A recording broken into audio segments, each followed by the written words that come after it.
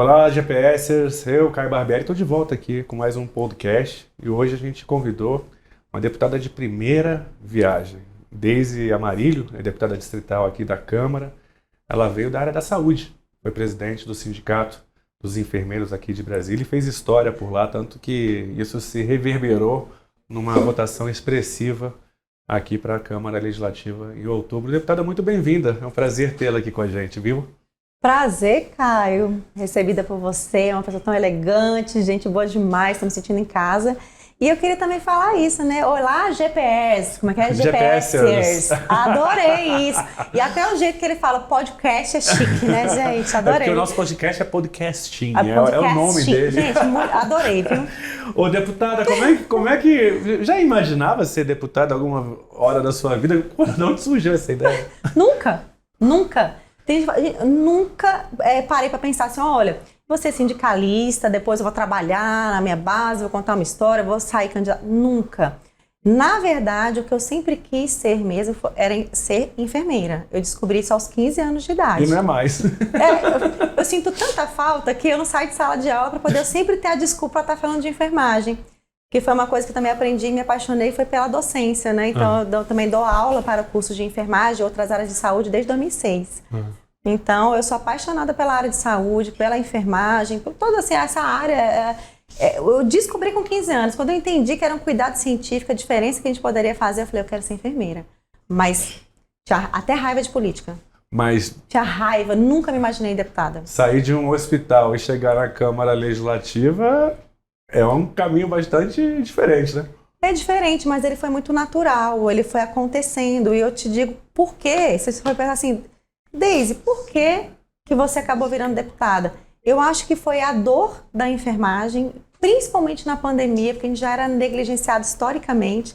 Tenho 22 anos de profissão, 22 anos de Secretaria de Saúde.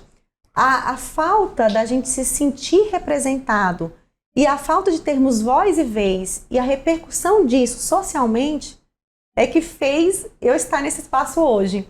E foi, olha, Caio, nos 45 do segundo tempo. Foi? Não... 40, eu nunca Quem te convenceu a isso? A categoria. Ah, é?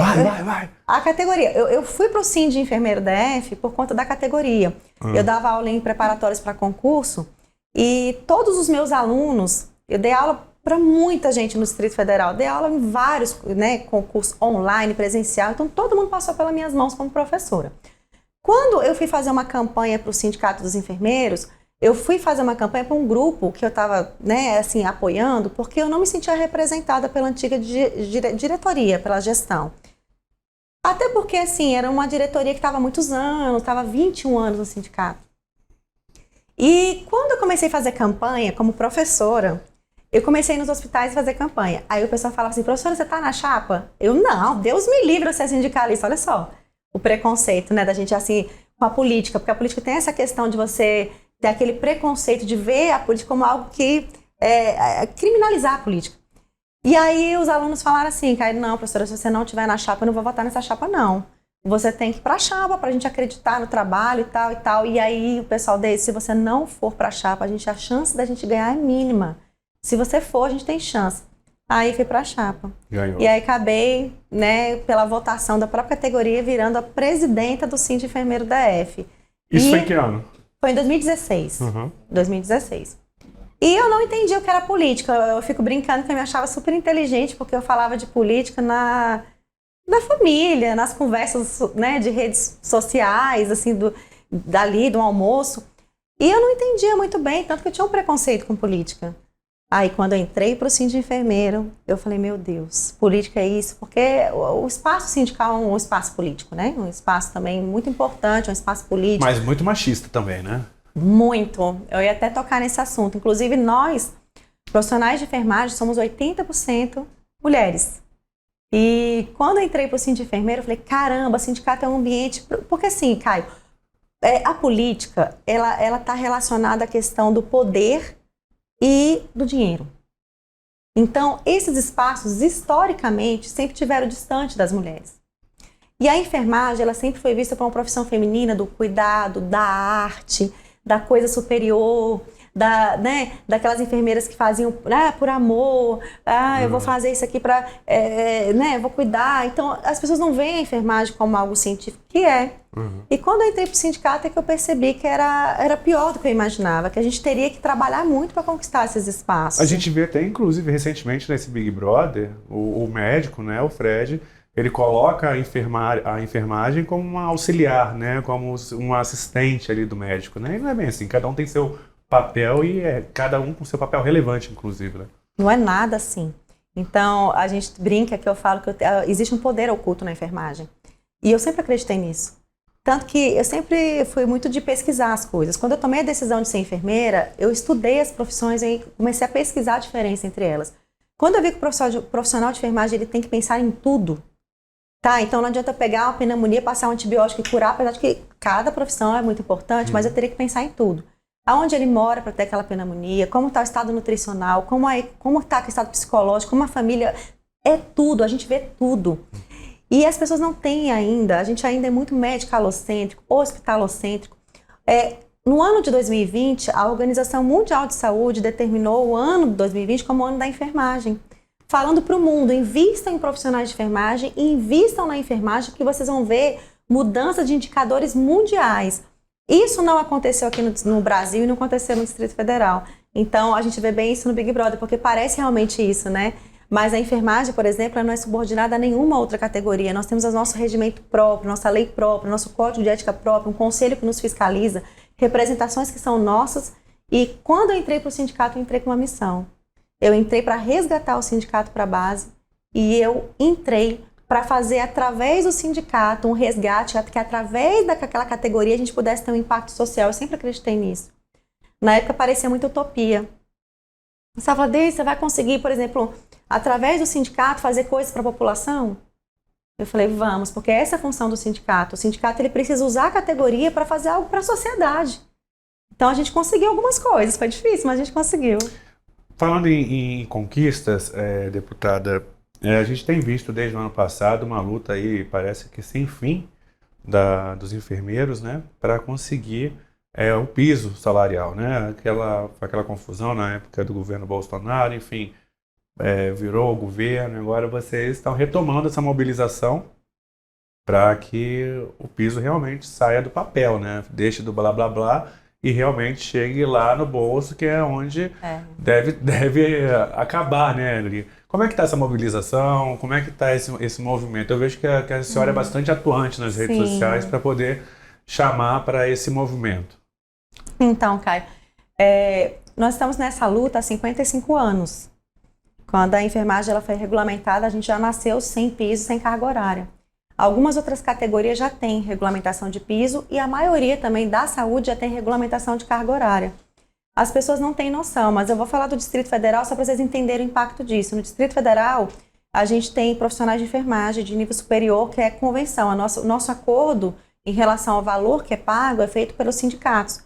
Hoje, um enfermeiro formado no Distrito Federal, trabalhando 44 horas, ganha em torno de R$ 1.800. Um técnico de enfermagem ganha em torno de R$ 1.400, R$ 1.500. E... O técnico ele tem curso superior? Não, é um curso de 2 anos. O enfermeiro tem, né, o nível superior, mas são salários muito baixos, muito baixos. Muito isso, próximos, né? Muito próximos. E assim, o impacto disso é social. Porque quando a gente tem um profissional que precisa trabalhar em 2 empregos para poder receber um mínimo de decência, porque Brasília não se vive com R$2.000, é muito difícil se viver com R$2.000. Inclusive investir em capacitação, curso de treinamento, pós, né? A gente tem que entender que isso tem impacto social. São mulheres que trabalham em 2 empregos, que precisam de trabalhar em 2 empregos. Então, essa mulher está estafada, cansada. E na pandemia, a gente morreu muito. Então, hoje, como é que está a situação do piso? Eu quero até aqui... Eu vou falar para ali, pode, Caio? Claro. Para fazer um convite. Nós estamos fazendo uma grande mobilização nacional pelo piso da enfermagem no dia 14 de fevereiro, às 10 horas da manhã, em frente ao Ministério da Saúde. E eu vou falar uma coisa para vocês, eu não estou fazendo um convite, eu estou fazendo um apelo. Eu estou pedindo para vocês, nós, enfermagem brasileira, precisa que vocês possam comprar essa ideia da enfermagem. E, Caio, o dinheiro já existe. Eu nunca vi um trabalhador brigar pelo o reajuste salarial, achar o recurso, não vai ter impacto no Ministério da Saúde, não vai influenciar nenhum outro programa do Ministério. É um dinheiro que estava parado no superávit, que estava sendo usado pelo governo anterior para pagamento da dívida externa, e nem isso eles estavam pagando. Então, a gente fez todo o dever de casa. Hoje, com a pandemia, a gente teve uma repercussão mais social. O piso voltou à tona com outros projetos, porque vários projetos já foram encaminhados e nunca foram votados. Hoje nós temos 2 leis e 2 emendas constitucionais que falam da enfermagem. O piso nacional da enfermagem é uma realidade, mas a gente tem uma grande dificuldade para que ele chegue no contra-cheque, pelo principalmente o lobby dos grandes donos de hospitais que não querem que isso aconteça. Deputada, como é que hoje, assim, a expectativa é que até o dia 10 de março Tem isso tenha caído na conta Sim. de todos os enfermeiros. E se não cair? Então, a gente, como fez o trabalho, e a gente trabalhou muito seriamente, e fez vários grupos, e a gente consegue o impacto de tudo isso, nós, através da ajuda de alguns parlamentares, achamos o recurso. E está suspenso por conta do Barroso numa decisão que agora ele quer saber como que o dinheiro vai sair de tal lugar e vai parar naquele estado. Então, nós fizemos uma medida provisória num grupo de trabalho urgente, que nós chamamos, com muita pressão política, a ministra nos atendeu 2 vezes, a gente falou, não sairemos daqui sem essa minuta da medida provisória. Nós construímos a minuta da medida provisória e nós deixamos muito claro numa mesa no Ministério da Saúde, já divulgamos, já estamos em assembleias nacionais, Caio. Infelizmente, se o piso não for regulamentado, porque agora só falta a boa vontade política de fazer a minuta, na verdade, ser sancionada, porque aí passa a vigorar imediatamente, se até o dia 10 de março isso não tiver no contra-cheque de todos os trabalhadores técnicos e enfermeiros do Brasil, a enfermagem vai parar. E agora, a gente sempre teve dificuldade de parar, porque a gente é muito responsável com as coisas que a gente faz. A gente sabe, e a gente nunca fugiu do nosso dever. Na pandemia, a gente foi para a linha de frente, sem ter vacina, a gente foi para frente. E nós morremos.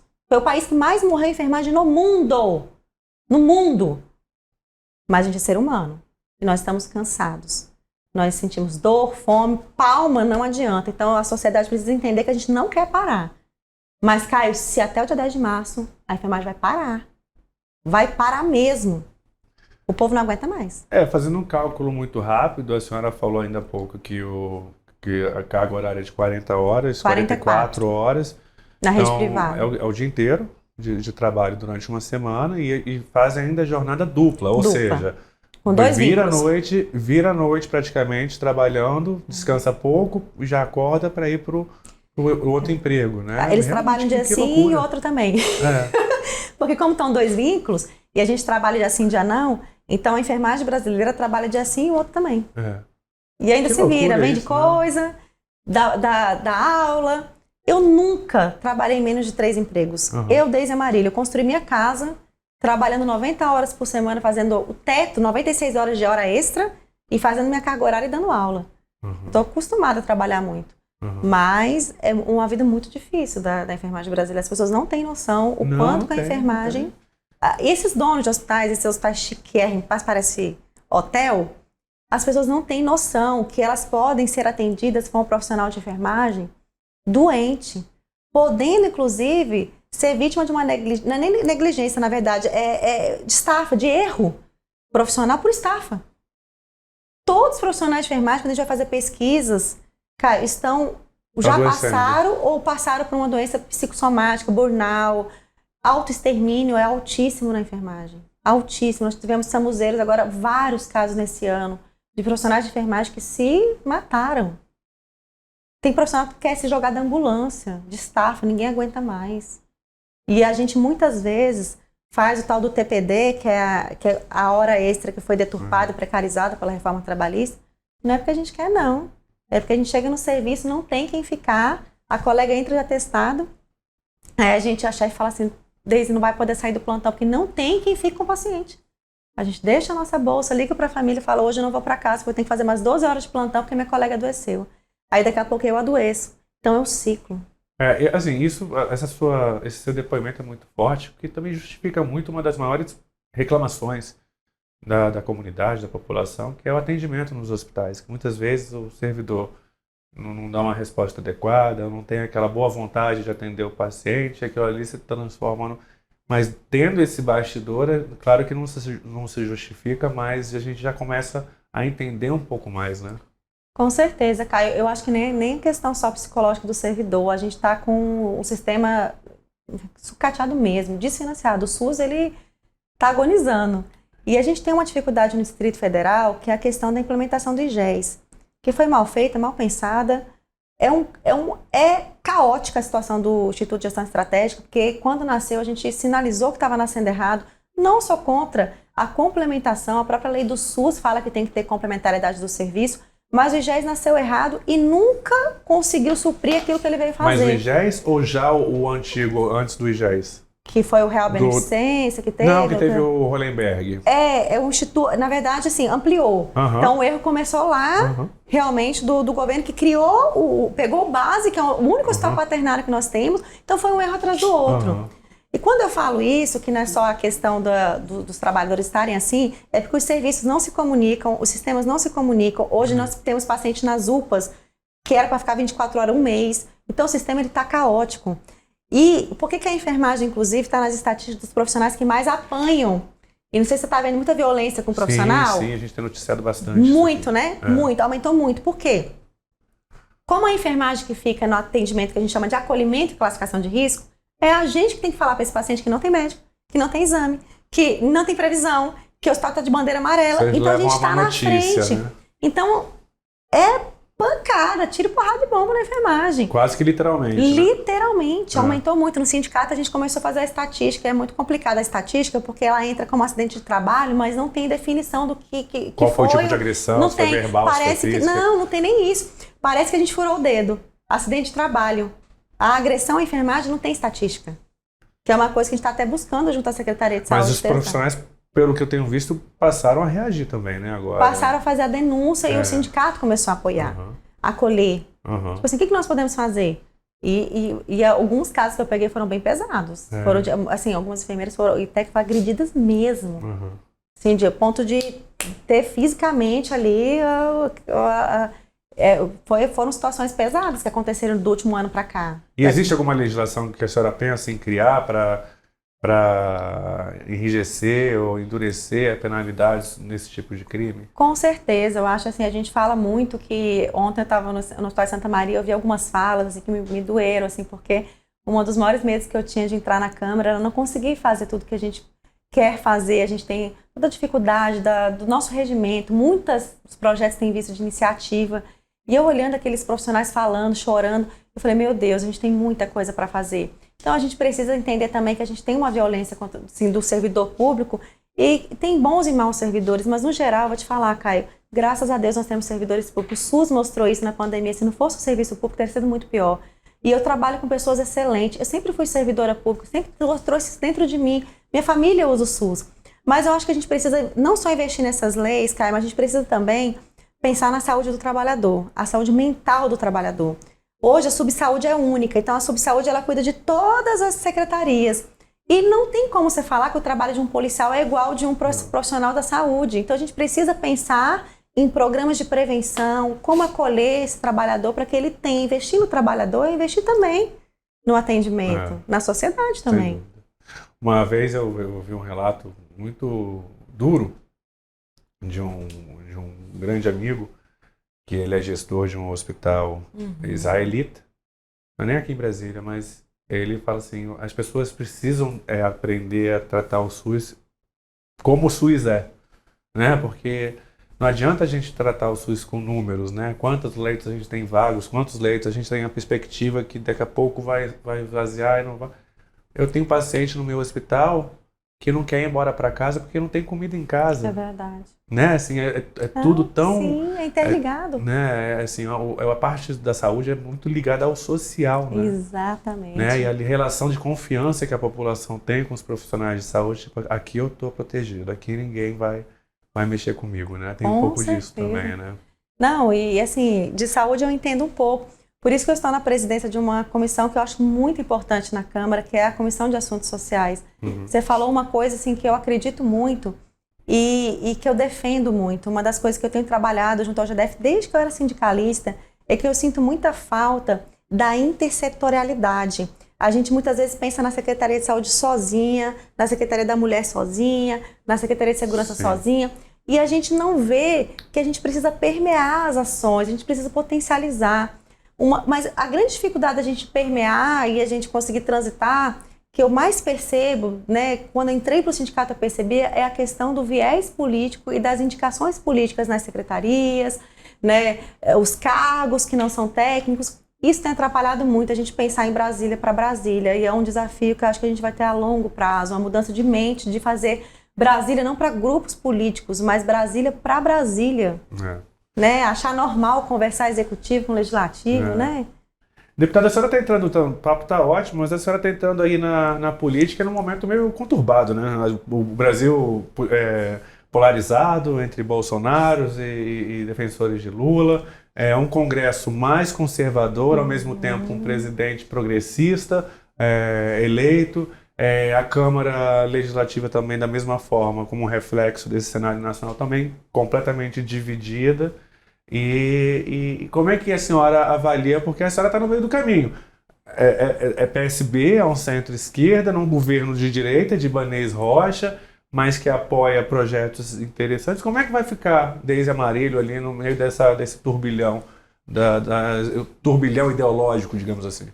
Deise Amarillo vai pensar em Brasília, Deise Amarillo vai dialogar, é o meu perfil. Eu vou além, eu sinto que, eu acho que o Brasil hoje, a gente vive uma doença social que é triste, mas é um grande desafio. E nós que estamos em espaços de representação, a gente tem um dever muito grande da gente buscar, tentar sair dessa doença social que nós estamos vivendo e nos unir na construção de realmente uma reconstrução. Uma reconstrução de Brasília para Brasília, da democracia. E hoje falei em plenário isso porque nós estávamos discutindo uma pauta onde eu fiz uma defesa de uma construção do diálogo para a gente acertar a questão desse decreto que foi feito, né, devolvendo os servidores do IGES para a secretaria.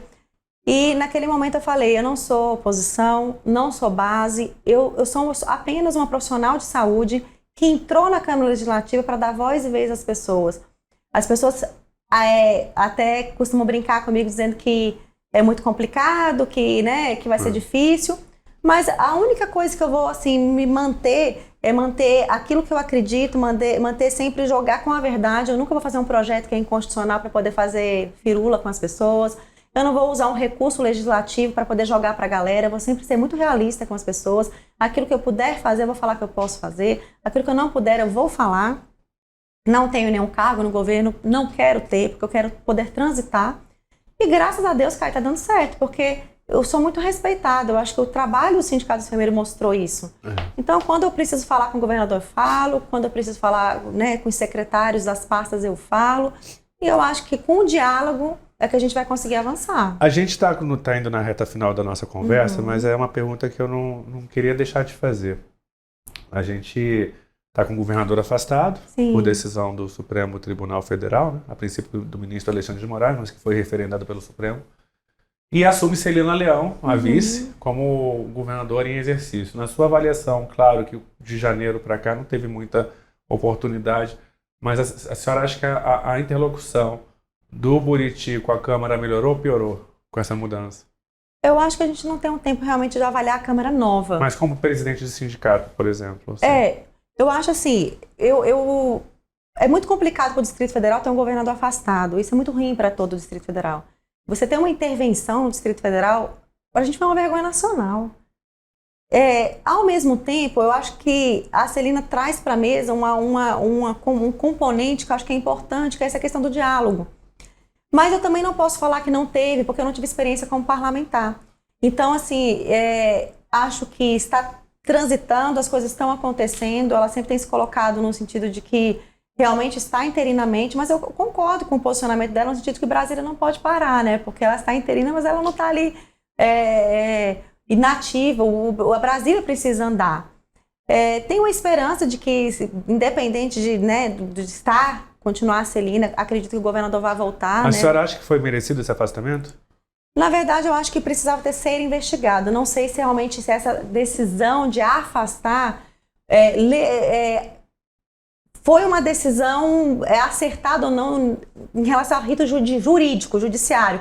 porque a gente entraria numa questão muito jurídica, tá? Acredito que não, assim, você afastar um governador é uma coisa muito pesada, mas acreditava e acredito que os fatos precisam, é isso que eu defendo na CPI, acredito que precisava ser investigado pela CPI, por isso que eu assinei a CPI, mas eu não assinei o afastamento, o impeachment do governador, como alguns fizeram, porque eu acredito que a gente só poderia fazer isso se algo realmente o comprometesse. Então, o que eu sou a favor é da transparência. Eu acho que ele precisa ser investigado se houve omissão, e com essa omissão deveria ser afastado. Mas essa CPI também não é um pouco de jogo de cena, porque a CPI ela tem limites assim catastróficos na minha avaliação, porque não pode chamar servidor federal, não pode chamar integrante das Forças Armadas, não pode chamar diplomatas, não pode chamar ninguém que seja ligado à União para investigar quem. Nós estamos falando do Distrito Federal. Houve ou não houve omissão? Se o governador deixou de fazer ou omitiu, a gente pode, dentro das jurisprudências do Distrito Federal, levantar isso. Uhum. Então, e é um dever, né, de resposta social. O objetivo vai ser investigar o governador? O Distrito Federal. É lógico que assim, a gente não tem jurisprudência. Realmente, algumas coisas a gente não vai poder fazer. Teria que ter uma CPI a nível nacional. Uhum. É uma resposta social, um dever da gente, porque quando a gente chama a CPI, a gente vai fiscalizar. Então, o que aconteceu? Aonde estava a pessoa? Qual a informação chegou? O que se deixou de fazer? E se deixou de fazer, errou. Porque aconteceu no Distrito Federal. A gente era responsável por o que aconteceu aqui no sentido da própria segurança do Distrito Federal. Então, se a gente faz e peca, ou deixa de fazer e peca, o governo também, ele precisa responder por isso. Agora, o que eu fico triste é com a composição. Muitas vezes a composição, o abrigo, o bastidor, leva a gente a ter aquela sensação de que a CPI não vai dar a resposta que é necessário. Foi um barraco nessa composição que a gente acompanhou. É esse o problema. Eu sempre vou defender o direito de resposta das pessoas. Eu não sou extremo, eu sou uma deputada que está num bloco de oposição, mas eu tenho muito isso comigo. Então, assim, eu defendi essa linha e eu conversei com o meu bloco. Nós assinamos o bloco, a CPI, mas eu fui a única do bloco que não assinou o impeachment. Uhum. Porque eu falei, eu só vou assinar impeachment, eu só vou defender o afastamento se eu ver que tem alguma coisa que fundamente isso. Uhum. Mas eu também, assim, na minha avaliação, achei que aquele pedido de impeachment foi inoportuno, porque realmente parecia que estava sendo meio que aproveitando a crista da onda da fase ruim ali para... Enfim, é o que a senhora disse, tem que esperar, né? Só a justiça vai poder mostrar pra gente quem estava certo, quem não estava naquele triste episódio que a gente que ama a cidade vê aquelas cenas de partir o coração, né? De doer. Eu não sou daqui, mas eu cresci aqui e tenho uma memória afetiva com o Brasil, tenho uma ligação com essa cidade que foi assim foi um golpe que eu recebi também, não foi só nas estruturas dos prédios, não. Acho que quem ama e que tem uma história com a cidade também foi golpeado. Naquele dia, né? Não, eu vi as imagens e eu chorava. Eu tava com minha família no Corumbá, tinha tirado só o final de semana. Acabou. Eu chorava mesmo, eu sou muito barrista, sabe? Eu amo o Distrito Federal, eu amo o céu de Brasília. Eu falo com meus alunos nas aulas, quando eu vou começar as aulas, gente, Deise, a Marília do DF, o céu mais lindo do Brasil, sou barrista mesmo. Brasília é linda, é maravilhosa, é uma cidade, sabe, futurística mesmo. Eu amo essa cidade. Eu acho que a gente está no nosso dever de exigir das autoridades que realmente respostas sejam dadas e os culpados sejam praticantes lá dos atos, sejam os patrocinadores ou mesmo quem incentivou aquele radicalismo ali, aquele terrorismo ali, né, na Praça dos Três Poderes, realmente sejam responsabilizados, como muitos já são, né? Deputada, muito obrigado pela sua presença aqui no GPS. A gente quer deixar aqui a casa sempre muito aberta, muito à vontade, para a gente discutir propostas, discutir Brasília e principalmente melhorias para a nossa população. Nossa, com certeza, me senti em casa, gente, aqui é um ambiente muito glamouroso, assim, muito elegante. Eu acho que o GPS vem trazendo aí uma oportunidade de a gente discutir política de uma forma aberta, transparente, uma proposta elegante, propositiva. Muito legal. Assim, parabéns, acompanho. A revista é linda, né? Você vê tudo, né? Tudo é elegante. Então, gente, muito obrigada pela oportunidade. Para mim é uma honra, é um prazer ter tendo voz e vez. Quando eu venho em cada bate-papo desse, eu me sinto assim muito honrada e faço isso com muito temor. Porque eu sei que eu estou aqui dando voz e vez a pautas que são tão importantes de pessoas que não têm essa oportunidade de falar por elas. Então, contem com o meu mandato, você que está aqui assistindo, Você tem obrigação de fiscalizar e de entender que a Câmara Legislativa do Distrito Federal e os deputados que ali estão não estão ali para ser servidos, estão ali para servir você, população. Meu gabinete está aberto, é o gabinete 18. E queria agradecer e mais uma vez chamar vocês para o dia 14 de fevereiro, às 10 horas da manhã. Por favor, gente, adote aí a enfermagem brasileira que está precisando muito de vocês. O deputado, eu quero até fazer um desafio aqui. Vamos fazer Deus, junto? Sério? Hoje são... Que dia que é hoje, Léo? Hoje é o dia 8 de fevereiro de 2023.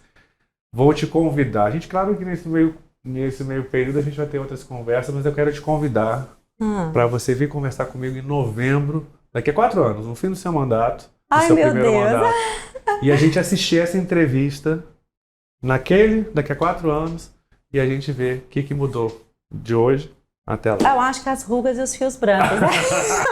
Porque política envelhece a gente. Caio, tá aceito o desafio. Se não for eu que estiver aqui, o Léo vai estar com certeza, a gente vai cumprir esse desafio. Desafio lançado, desafio aceito, não fujo não. Fechado. E você que acompanhou a gente mais uma vez, muito obrigado pela sua audiência. É uma delícia ter vocês por perto. E a gente se encontra na próxima. Até mais. Tchau.